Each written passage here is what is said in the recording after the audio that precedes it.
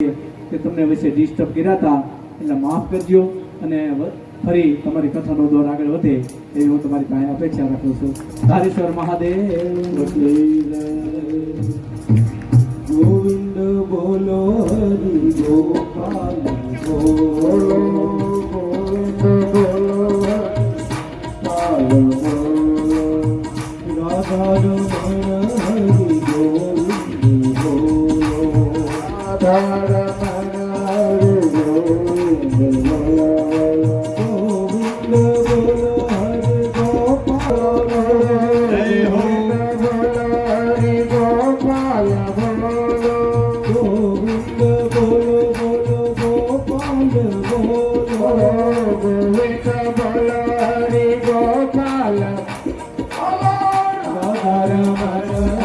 ગોવિંદ બોલો રાધા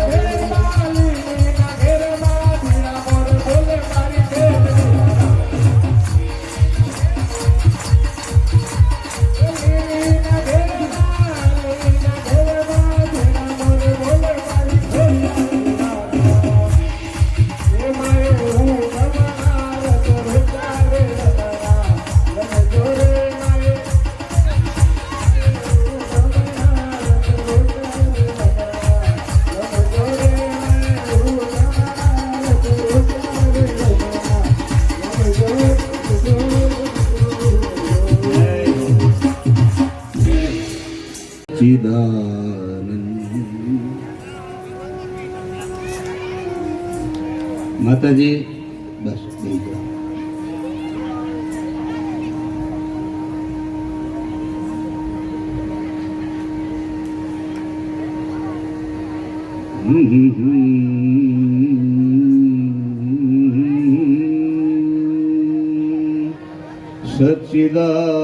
સચ્ચિદાનંદ રૂપાય વિશ્વોત્પત્યાદિ હેતવે તાપત્રય વિનાશાય શ્રી કૃષ્ણાય વયં નમઃ. શ્રી કૃષ્ણાય વયં નમઃ.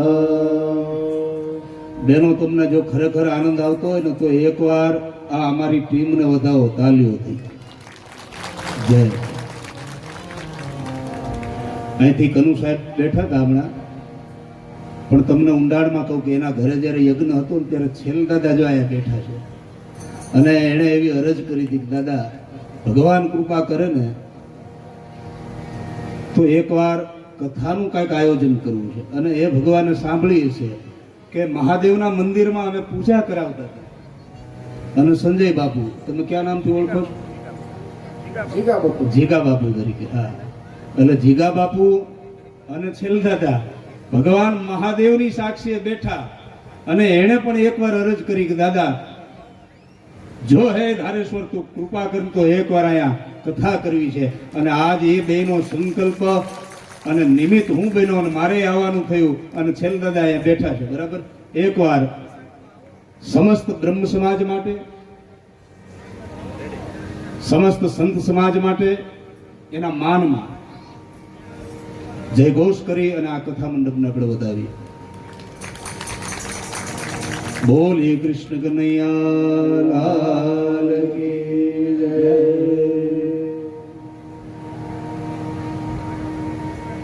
કૃષ્ણાય વાસુદેવાય હરયે પરમાત્મને પ્રણત ક્લેશનાશાય ગોવિંદાય નમો નમઃ. આપણા જીવનની કથા છે અને જેને ભગવાને કૃપા કરી છે ને આ કથા ગંગામાં સ્નાન કરી લે છે. કોઈ સેવા કરીને, કોઈ તનથી સેવા આપે છે, કોઈ મનથી સેવા આપે છે અને કોઈ ધનથી સેવા આપે છે. ધન્ય છે એની જનેતાને કે જે દાતાઓએ એવી મોટી મોટી સેવા આપી છે. એકવાર તાલીઓથી એને વધાવો. અને આવી તાલી ચાલુ રહે એટલા માટે અરજ કરું છું કે પૂજ્ય કાનપુરી બાપુ કે એના માટે તમે અહીંથી યાત્રા માટે થોડા દૂર જાઓ, 5, 25, 50 કે 100, 200 કિલોમીટરના પટ્ટામાં કોઈ સંતને મળો અને ત્યાં તમે એમ કહો કે અમે ચિત્તલથી આવ્યા છો, તો એ સામેવાળા એમ કહે કે તમારે અહીંયા ધક્કો ખાવાની જરૂર નથી, અમારો બાપ ત્યાં ચિત્તલમાં બેઠો છે. અને એના નામ ઉપર તમારે આવડું ભગીરથ કાર્ય કરવું છે તો એકવાર વ્યાસપીઠથી હું હાકલ કરું છું કે તૈયાર થઈ જાજો, મર્દ બની જાજો.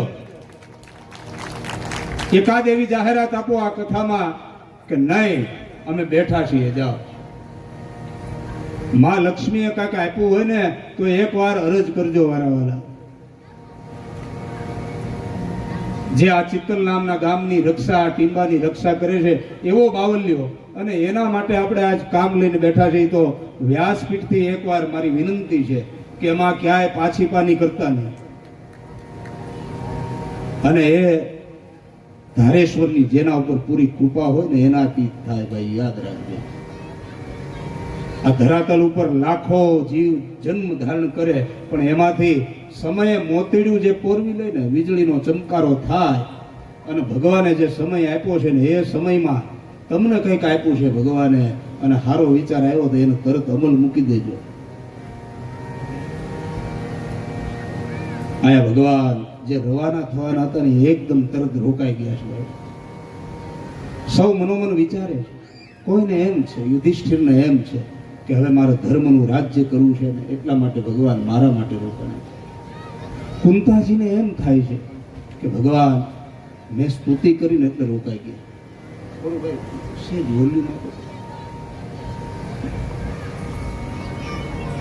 પણ ભગવાન માત્ર એક પાત્ર માટે રોકાણા છે ને એ પાત્રનું નામ છે ભીષ્મ. કે જેની મતિને એક પણ વિષય સ્પર્શી શક્યો નથી, જેના એ શુક્રને એક પણ વિષય સ્પર્શી શક્યો નથી, એવું મહાભારતનું મહાન પાત્ર એટલે દાદો ભીષ્મ છે. યુદ્ધ થયું, રૂએ રૂએ અર્જુને બાણ માર્યા છે ભાઈ, શરીર રૂની પૂળી જેવું થઈને પડ્યું છે, ચત્તાપાટ ભીષ્મ પડ્યા છે.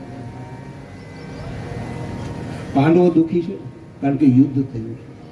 અને યુદ્ધ પછી ધર્મરાજ યુધિષ્ઠિરને ગાદી મળી છે ને એ ગાદી એને ક્યાંય શાંતિ આપતી નથી. અને હવે એ યુધિષ્ઠિર છે બરાબર, એને લઈ પાંડવોને લઈ અને ભગવાન ભીષ્મ પાસે આવ્યા છે કે પાંડવો એને કંઈક જ્ઞાનોપદેશ કરે, એનો શોખ છે એ દૂર થાય. પાંડવોને અહીંયા જ્ઞાનોપદેશ કર્યો છે ભીષ્મએ. અને પછી ભીષ્મએ પોતાનું જે ચિત્ત હતું એ પરમાત્મામાં જોડ્યું અને પરમાત્માની દિવ્ય સ્તુતિ કરી છે. ધન્ય છે આ ભીષ્મને કે છેલ્લે અંતકાળે અખિલ બ્રહ્માંડનો નાથ સામે ઉભો છે ભાઈ. અને આ 125 વર્ષે આંજા ગગડાતો ભીષ્મ આજે અંતકાળે એના માટે ભગવાનને આવવું પડ્યું અને એ ભીષ્મ સ્તુતિ કરે છે દિવ્ય. એ સ્તુતિનો ખૂબ મહિમા છે મારા વાલા. જેને આવડતું એ આ સ્તુતિનું ગાન કરજો. ભીષ્મ વાચ ઇતિમતિરૂપ કલ્પિતા વિતૃષ્ણા ભગવતી સાત્વત પુંગવે વિભૂમ્ને સ્વસુખમો ભગતે ક્વચિદ વિહર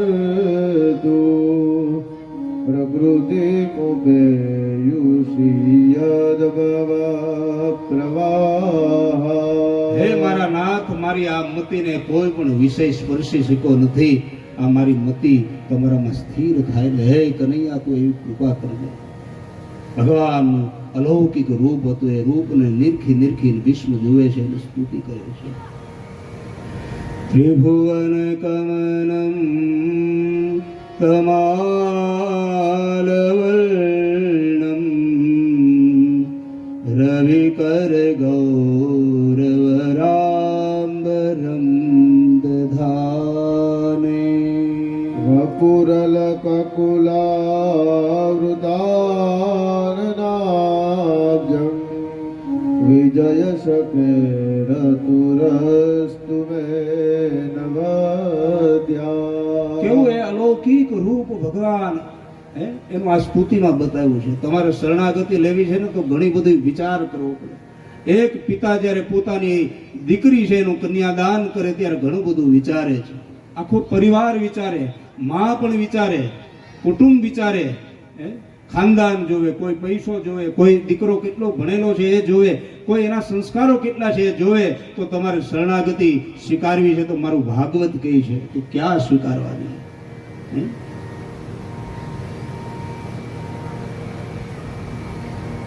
એનું રૂપ કેવું મનોહર છે. ત્રિભુવન કમનમ તમાલ વર્ણમ, તમાલ પત્ર જેવો જેનો વર્ણ છે. રવિ કર ગૌર, ભગવાન સૂર્યના કિરણો એના મસ્તક ઉપર પડી રહ્યા છે અને એ વાળની જે અકલાવલી છે અહીંયા વદન ઉપર નૃત્ય કરી રહેલી છે.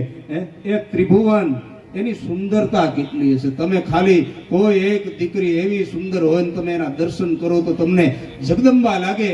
એ દીકરીને, એ જગદંબાને રૂપ આપનાર એ ત્રિભુવન સુંદર કેટલો સુંદર હશે. પણ શરણાગતિ માત્ર સુંદરતામાં નથી, ભીતરની સુંદરતા કેટલી છે. એની સાથે એનો સ્વભાવ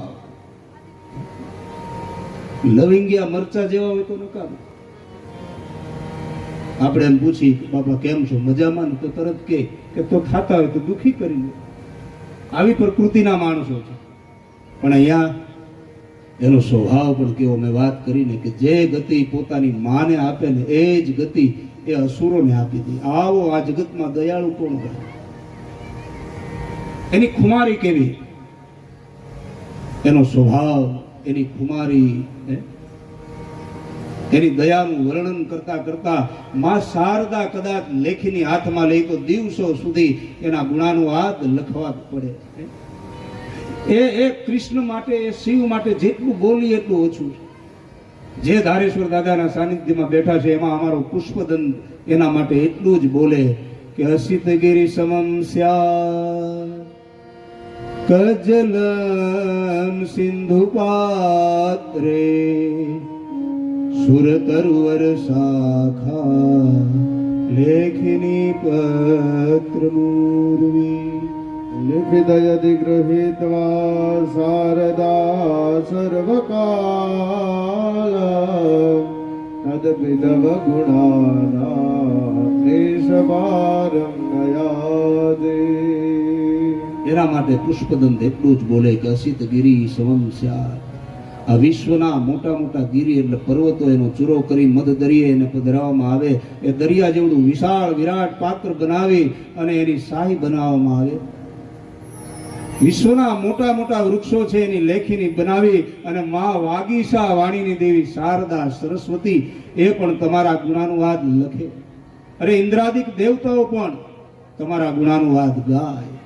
અરે આખી ધરા જેવડો કાગળ લઈને કદાચ ગુણાનુવાદ ગવાય, લખાય, છતાંય પાર ન પમાય.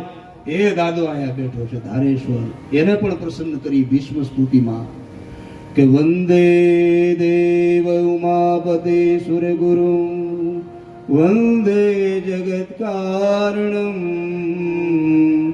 વંદે પલ્લગ ભૂષણમ મૃગધરમ વંદે પશૂનામ પતે વંદે સૂર્ય શશાંકવહનનયનમ વંદે મુકુંદ પ્રિયમ वन्दे भक्तजनाश्रयं च वरदं वन्दे शिवां शङ्करम् બોલે ધારેશ્વર મહાદેવ કી જય આપણે મન કૃષ્ણ પણ હે, આપણે મન શિવ પણ હે, એમાં ભેદ જોવાનો નથી.